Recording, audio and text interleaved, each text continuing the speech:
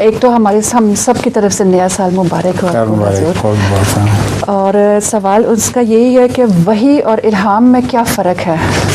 وحی اور الہام ایک ہی چیز کے دو نام ہیں، صرف ایک فرق ہے تھوڑا سا.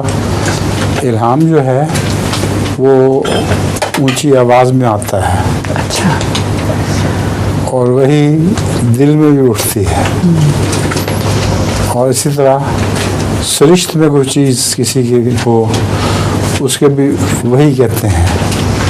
مثلا شہد کی مکھی کو اللہ تعالیٰ نے وحی کی تو اس کو نہ الہام ہوا نہ آواز آئی، اس کی فطرت کے اندر خدا نے وہ بات کھول دی ہے جس نے اس کو شہد کی مکھی بنا دیا.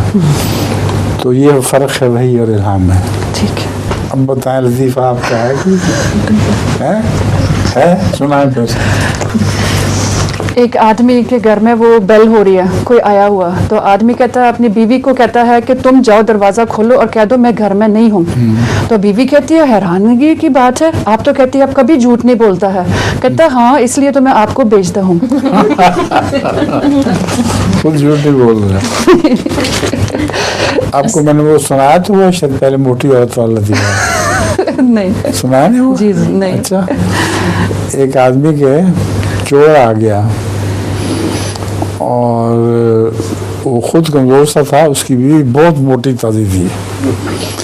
بیوی نے اٹھ کے اس کو نتار کے نیچے تو اوپر چڑھ کے بیٹھ گئی.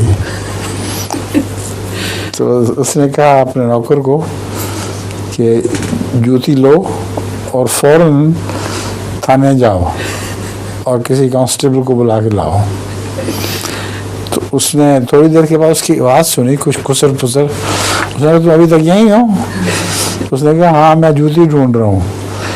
تو وہ جو نیچے چور تھا، چور نے کہا کہ خدا کے لیے جوتی میری لے جاؤ، اس موٹاپے سے مجھے نجات دلاؤ، میرے تو دم گھٹ رہا ہے.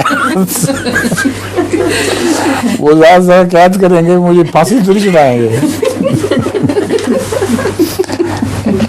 ٹھیک ہے ٹھیک ہے.